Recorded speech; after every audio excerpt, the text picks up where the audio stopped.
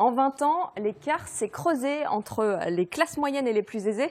Alors, regardez, en 1996, l'écart entre le revenu médian et le revenu annuel des 10% les plus riches était de 27 800 € en moyenne. En 2016, donc 20 ans plus tard, il était de 36 300 €. Et puis côté patrimoine, l'écart s'est encore plus creusé. En 1998, le seuil pour les 10% les plus riches était un patrimoine d'au moins 553 000 €. 12 ans plus tard, en 2010, c'était 1 200 000 €, soit plus du double. Et depuis 2010, ce seuil continue d'augmenter, mais un peu plus lentement, de 36 000 € de plus par an.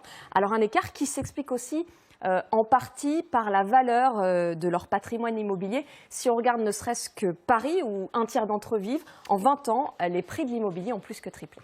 Savez-vous que les 10% des Français les plus riches détiennent autant que les 3/4 du reste des Français? Ça devrait nous interroger. On peut peut-être imaginer, c'est pas extrêmement révolutionnaire, à travers l'impôt républicain, cet outil extraordinaire qui fait qu'en fonction de ses moyens, on participe à l'impôt. Donc ça veut dire augmenter les impôts, en tout cas pour une certaine catégorie. Oui, pour une autre répartition de richesse, un système fiscal plus juste, parce qu'aujourd'hui, notre système fiscal n'est pas juste. Il y a des gens qui sont extrêmement riches. Nos 1% les plus riches en France sont les plus riches d'Europe. Pas d'augmentation d'impôts pour faire face à cette crise, vous vous dites non, il faut augmenter les impôts pour les plus riches. C'est une phrase qui ne veut rien dire. Il y a des gens qui payent déjà trop d'impôts. Catégorie moyenne, et elles payent trop d'impôts. Mais les plus riches, les plus fortunés, auxquels on a trouvé utile, comme premier acte du quinquennat Macron, de supprimer l'ISF, je dis que oui, ils doivent être plus sollicités, c'est la moindre des choses. Nous avons les 1% les plus riches d'Europe, à l'exception de la Suisse. Les plus riches d'Europe. Donc eux, ils n'ont pas été trop impactés par le Covid. Ils veulent pas participer à l'effort national un peu plus. Monsieur Bernard Arnault, il veut pas participer davantage,